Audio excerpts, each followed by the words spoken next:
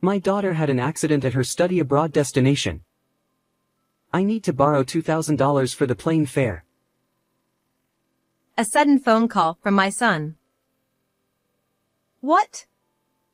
What did you just say? My mind was in turmoil because I had come to visit my granddaughter, and he had come to visit me. Because I was visiting my granddaughter and the daughter he mentioned was sitting next to me with a scowling face. Let's beat Daddy up. Ha ha. I agreed to her suggestion and decided to punish my lying son. My husband died in an accident when I was 60. We had promised to travel to many places in our old age, but that was suddenly taken away from us. My granddaughter said, "Grandma, let's make that dream come true with me." My granddaughter Emma, who was 9 years old at the time, said to me as I was feeling down. From that point on, she and I made it our goal to travel abroad together. Thanks to my caring granddaughter, I gradually began to walk forward. My son and his wife had lived in the neighborhood since their marriage, and since they both worked, my granddaughter would come home after school at my house. My daughter-in-law, Susan, would pick up Emma after work, which was her routine on weekdays. Sometimes we would have supper together, and I never felt the loneliness of losing my husband. Even outside of school days, the whole family would come to visit me, and I felt that we were building a good family relationship. But there was one thing that worried me. That was my son Daniel.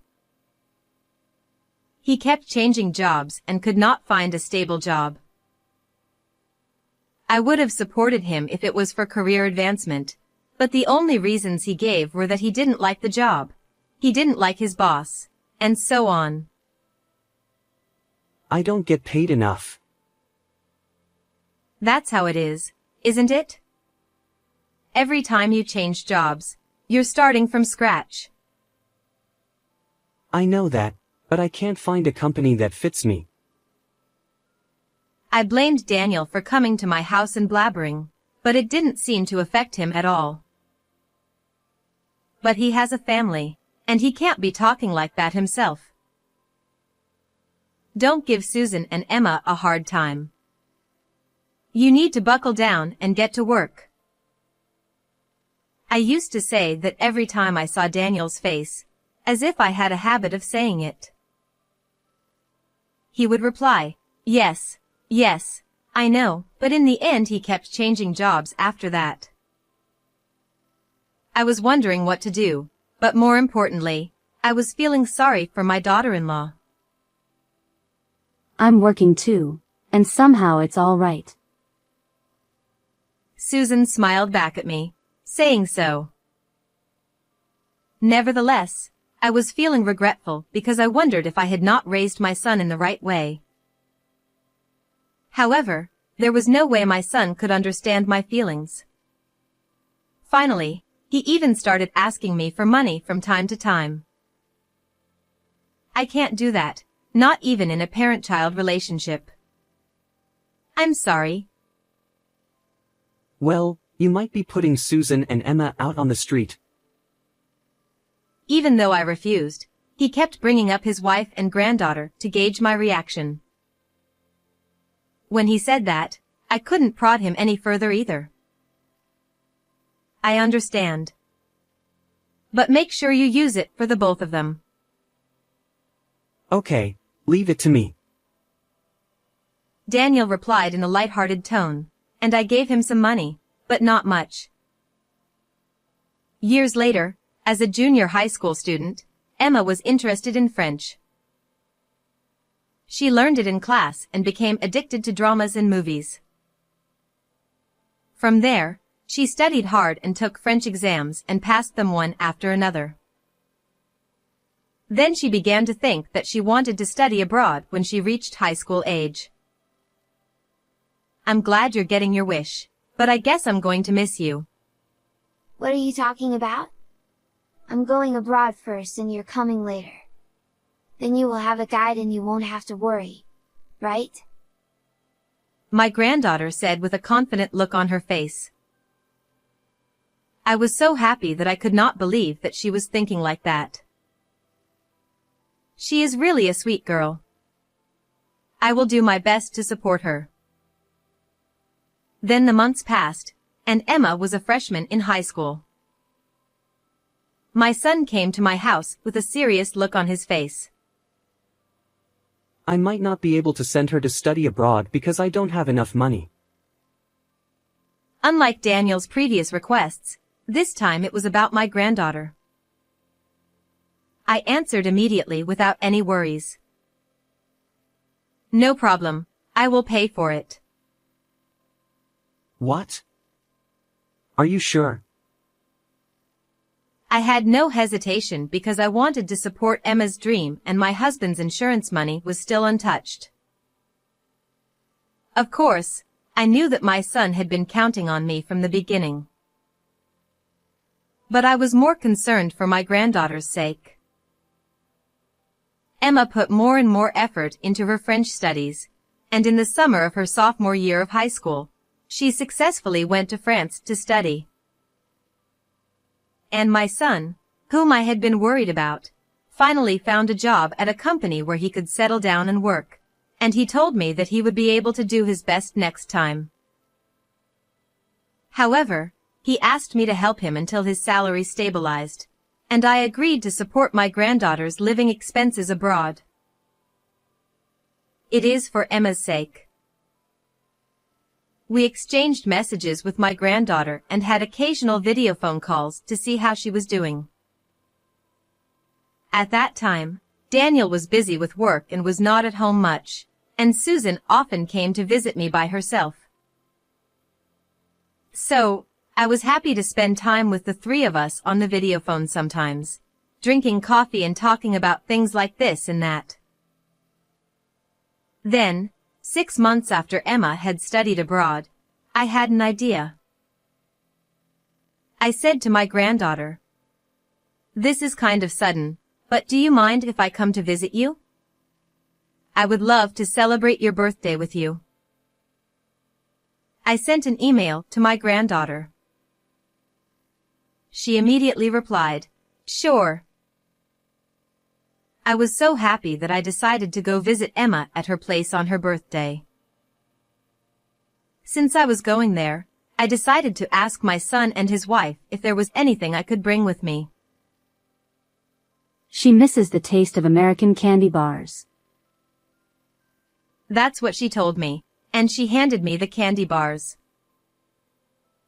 How about Daniel? I think I should ask him too. He's away on a business trip starting today. And I don't know when he will be back. Oh, I see. Then you don't have to ask him. He wouldn't know what she needs anyway. My son usually left his child to his wife, so I thought it would be useless to ask him. So I decided to leave Japan the next day without asking Daniel anything. Grandma. When I arrived there, Emma met me at the airport. We were happy to see each other again after 6 months, and we spent as much time as time allowed, sightseeing and chatting. Although there was a time difference between the US and France, we were so happy that I didn't feel tired at all. On the day I returned home, as I was packing my bags at the hotel where I was staying, I received a call on my cell phone. Oh dear. Who is it? I looked at the screen and saw that the caller's name was Daniel. I pressed the call button, tilting my head at the person who rarely calls me. My daughter had an accident at her study abroad destination. I need to borrow $2,000 to pay for the flight. As soon as the call was connected, I heard my son's impatient voice on the other end of the line. What? What did you just say? I asked back, not understanding what he meant. Thinking it might be a wrong number, I checked the screen again, but it still seemed to be Daniel. Banks are closed on Saturdays and Sundays, aren't they? Besides, I'm on a business trip right now. I'm going to pick up the money directly at home on Sunday, so get ready for me. Yeah. Confused and overwhelmed by my son talking so fast, I could only say, okay. Oh. Then don't call Susan. She's panicked and in no condition to talk. He told me that and unilaterally hung up on me. What the hell is going on? I was becoming increasingly confused. I was talking in speaker mode while packing, so Emma, who was beside me, also heard the conversation. Dad is really a money slacker, isn't he? My granddaughter said in disgust with a sigh. He's a troubled man. I'll have to call him one more time and give him a lesson.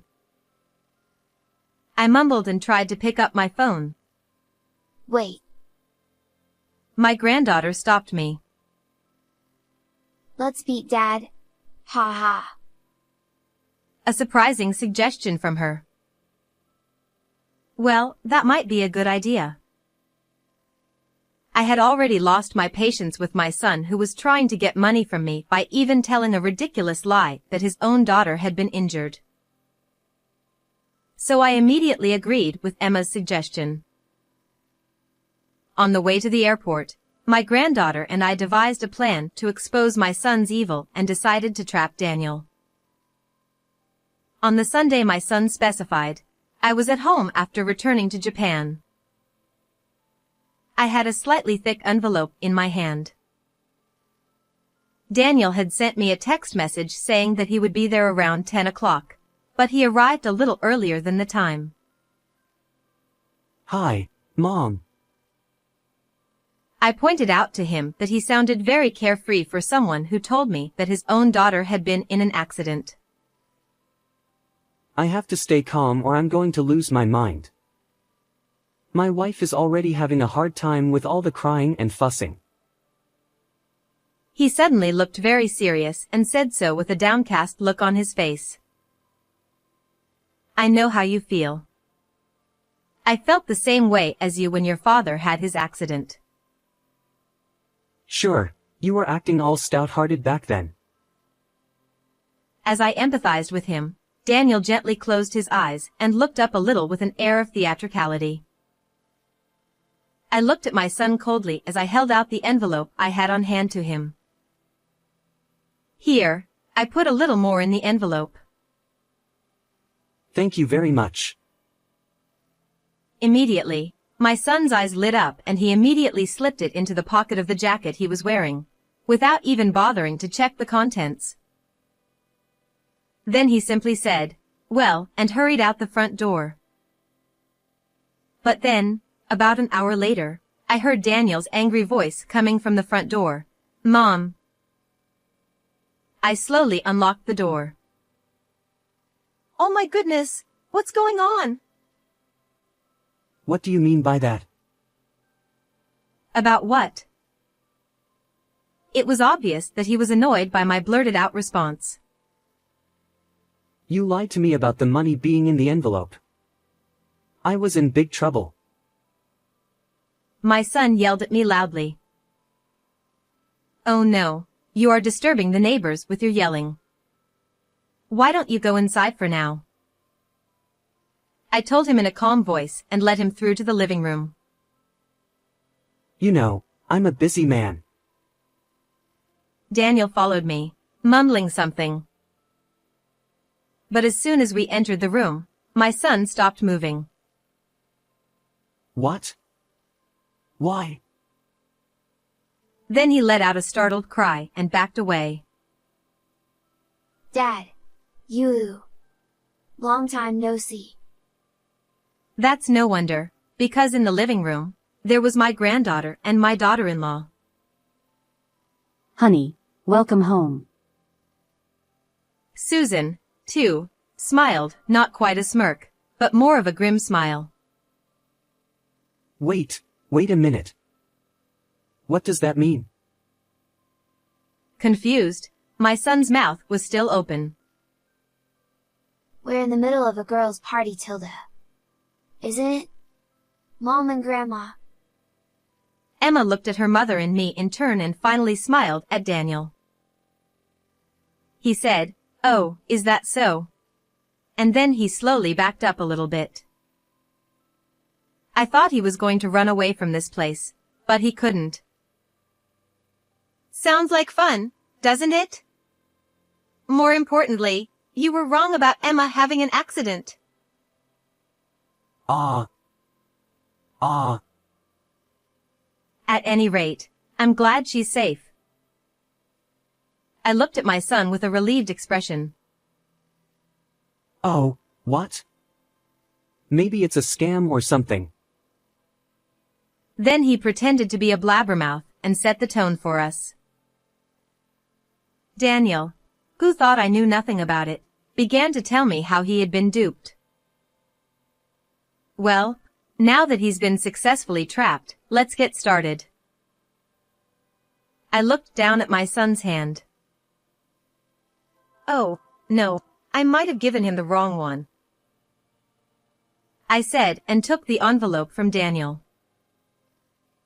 Then the contents of the envelope splattered out onto the living room floor. Oh, no. My son panicked and tried to pick them up, which were scattered all over the place. Perhaps because he was in such a hurry, he had a hard time picking them up and even started mumbling and complaining. Damn. Then my granddaughter got up from her chair and slowly picked up something that had fallen at her feet. Huh? What's this? Emma deliberately widened her eyes and showed exaggerated surprise. Yes, in fact, what was inside the envelope was not money, but photographs. What? Hey, Dad. What does this mean? She asked Daniel, this time in a slightly cold voice. Well, it means... He was slurred by Emma's questioning, and his point of view was not clear. It was a picture of my son walking into a payday loan. You had a debt, didn't you? The collection started and you couldn't do anything about it. So your idea was to trick me into taking the money, wasn't it? After I said this, I thrust the demand letter that I had prepared on the table in front of Daniel. Why do you have this thing? Where do you think I was when you called me? Ha! I don't know about that. I thought you were at home watching TV. Surprised, my son answered my question honestly. Well, sure, that's the time I usually do that. I was abroad at the time, at Emma's study abroad place. Daniel rolled his eyes at my answer and mumbled, "Well, why?" I was visiting to wish her a happy birthday.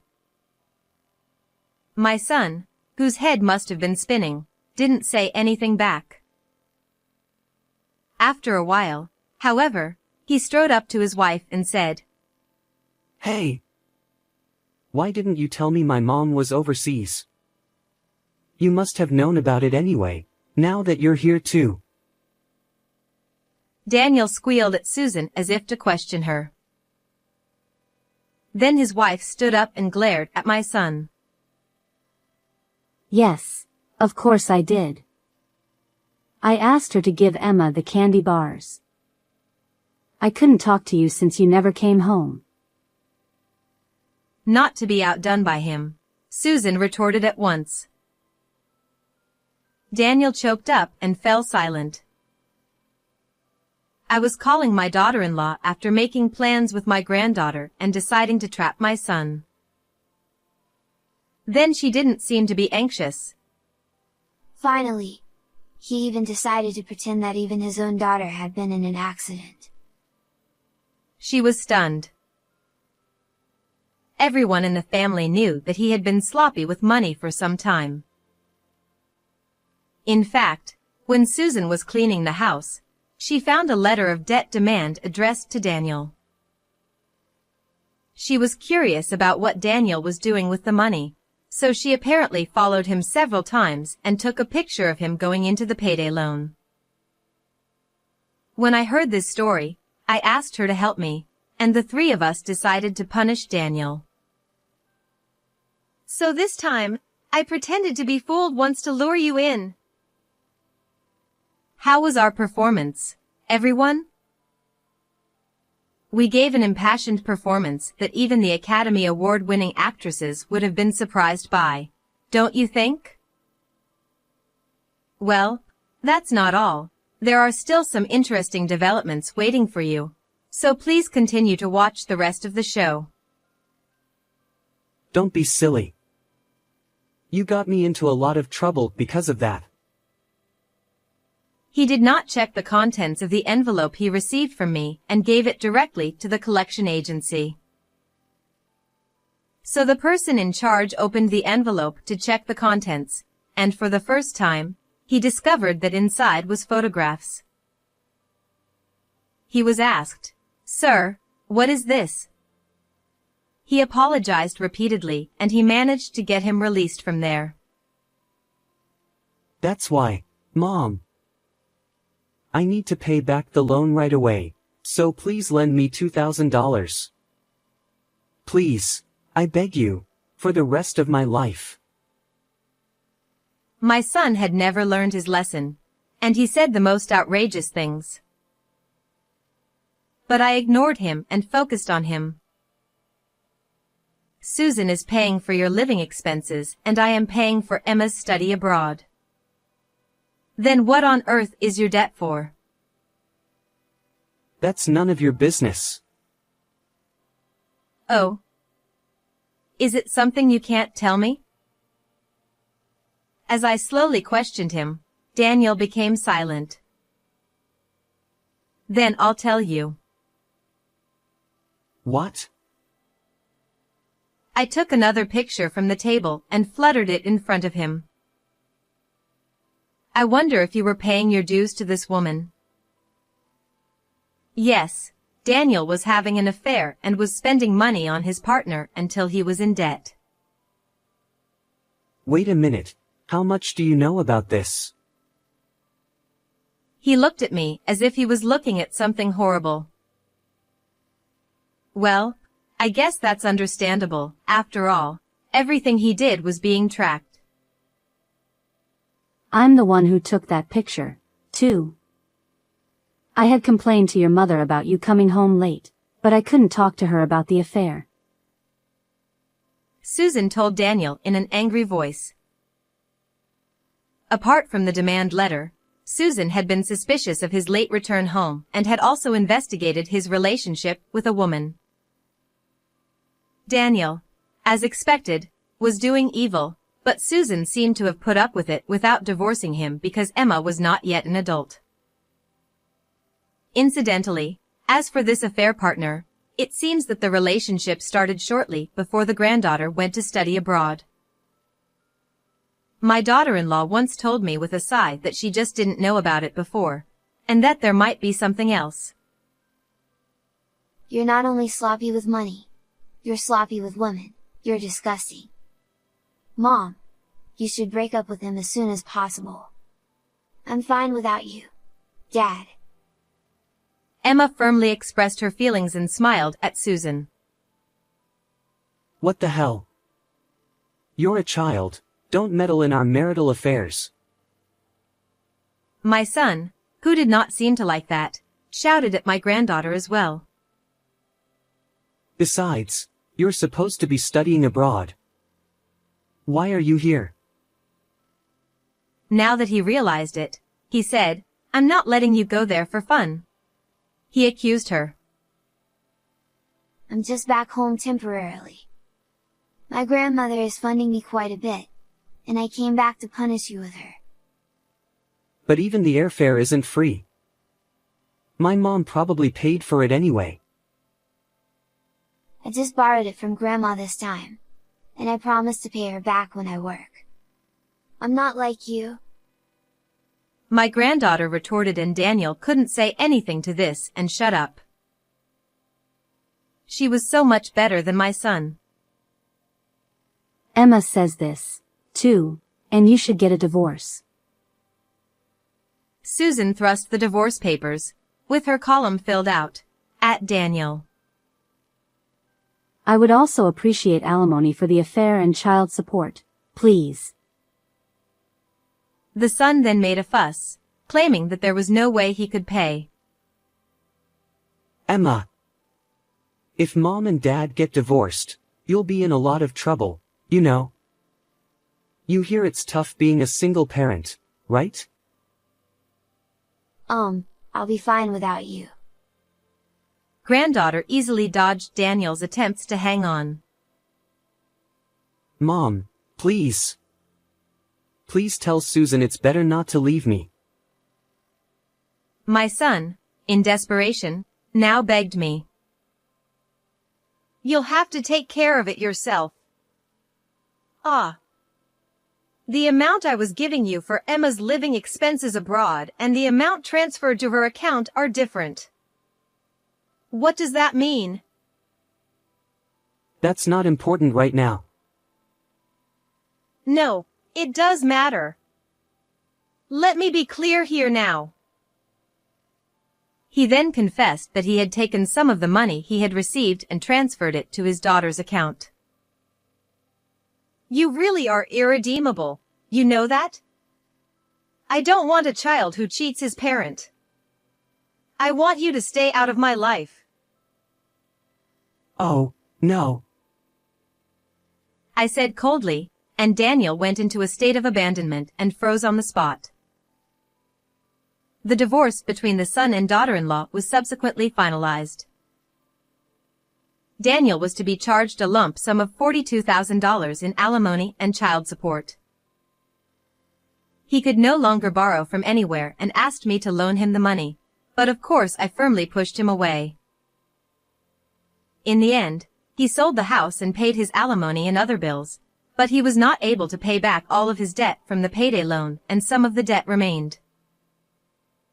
Even though my son was disowned by me, he asked me again to let him live in our home because he had no place to live.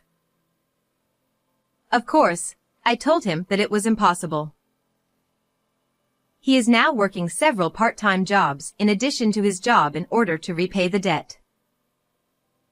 Meanwhile, my granddaughter has returned home safely after completing her studies. She is living with her mother in an apartment near me, and we still interact with each other. It seems that Emma now has a goal of conveying the good qualities of the U.S. to other countries. To achieve this goal, she said she would like to travel around the U.S. with me little by little. My senior years are happy and joyful. I looked up at the clear blue sky and told my husband in heaven. What do you think of this story? Please subscribe to our channel.